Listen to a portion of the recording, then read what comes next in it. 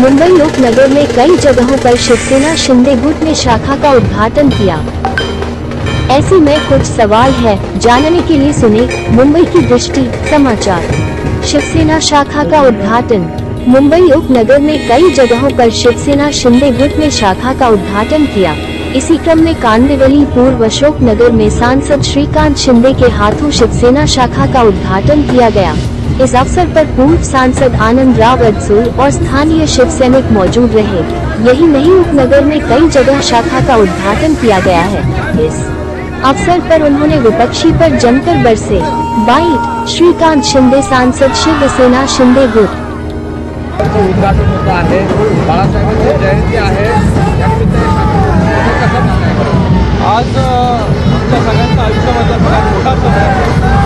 वंदनीय सम्राट बाळासाहेब ठाकरे यांची जयंती आहे आणि या जयंतीनिमित्त जे आहे या तीन शाखेंचं जे आहे त्या ठिकाणी लोकार्पण जे आहे ते उद्घाटन लोकांसाठी या ठिकाणी होत आहे आणि मोठ्या संख्येमध्ये जे आहेत हे लोक या ठिकाणी उपस्थित होते। मोठ्या प्रमाणामध्ये जे आहे हे शिंदेसाहेबांना जो आहे लोकांचा सहभाग असेल, लोकांचं सहकार्य असेल, शिंदेसाहेबांवरचा विश्वास असेल, हा दिवसेंदिवस जो आहे तो वाढत चालला। एकीकडे कार्यक्रम सगळे नाशिकमध्ये सभा चालू आहे, ते देखील देश लुटला जातो आहे सोबत आहे। मला वाटतं की आता यांना टिकेशिवाय कोंबड्यांशिवाय दुसरं काही आता उरलेलं नाही, काम आम्ही ठेवलेलं नाही।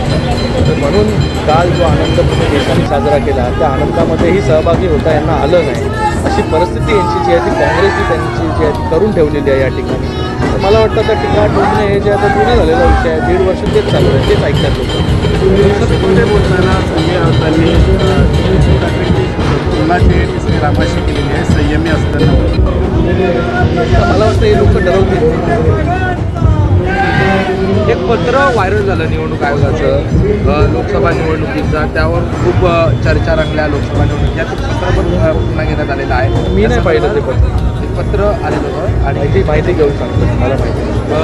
गृहनिर्माण सोसायट्यांमध्ये देखील आता निवडणूक केंद्र तयार करण्याची जी आहे ती तयारी आयोगाने केलेली आहे, कारण शहरी भागांमध्ये मोठ्या प्रमाणात आता लोकसंख्या वाढ झालेली आहे, त्यामुळे याची कितपत फायदा होईल त्याची लोकांना जे आहे कमीत कमी त्रास जो आहे तो निवडणुकीमध्ये मतदान केंद्रावरती जाण्यासाठी झाला पाहिजे आणि लोकांना जे आहे हे लगेचच जे आहे त्या ठिकाणी जिथे राहतात मोठे मोठे गृहसंकुलं असतात तर त्याच ठिकाणी जर मतदान केंद्र असेल तर लोकांनाही जे आहे ते सोयीचं त्या ठिकाणी होईल। खंडणी घोटाळ्याचे चौकशी सुरू असताना विरोधकांकडून आरोप केला जातो आहे की पीएम केअर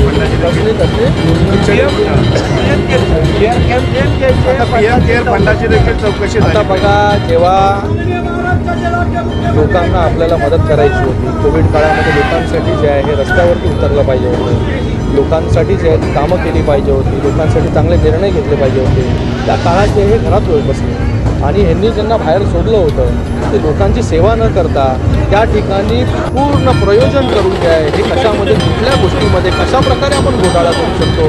खिचडी पण सोडली नाही, बॉडी वॅक्स पण सोडला नाही, ते कोविडचे केंद्र पण सोडले नाही। अशा परिस्थितीमध्ये जे आहे हे ब्रॅकेट बनवून यांनी त्या ठिकाणी पूर्ण प्रोव्हिजन केलं की कशामधून पैसे येतील आणि तेही आपल्या बँक अकाउंटमध्ये जे आहे ते पैसे त्यांनी ट्रान्सफर करून घेतलं। ते याच्यापेक्षा जे आहे दुर्भाग्य जे आहे महाराष्ट्राचं आणि मुंबईचं काय असू शकतं। आणि आज त्यांचे लोक जे आहेत हे जवळचे लोक आज जेलमध्ये गेल्यानंतर जे आहे हे त्यांना त्या ठिकाणी डिफेंड करण्याचं काम करतात, त्या ठिकाणी त्यांना पेट्रियट म्हणून लिहितात, देशभक्त म्हणून लिहितात। त्यांना देशभक्तीची व्याख्या तरी माहिती आहे का? जेव्हा अटक झाली होती वजेला तेव्हा देखील हे वजेच्या सपोर्टमध्ये आले होते। ज्या वजेंनी जे आहे हे उद्योगाच्या घराच्या खाली जे आहे हे बॉम्ब स्फोट जे आहे ते त्या ठिकाणी लावले होते। तर हे ह्या लोकांची जी आहे ह्या मला वाटतं बरोबरी आणि त्यांनाच सपोर्ट करण्याचं काम जे आहे ते इतके वर्ष हे लोक करत आहेत आणि आज आपला जवळचा माणूस जो आहे कुठे या सगळ्या सोया ज्या आहेत त्या आपल्यापर्यंत येऊ नये याच्यासाठी जो आहे हा खैटाळा चालू आहे यांचा। चव्हाण ज्या कंपनीच्या माध्यमातून खिचडी पुरवत होते त्या कंपनीला संचालक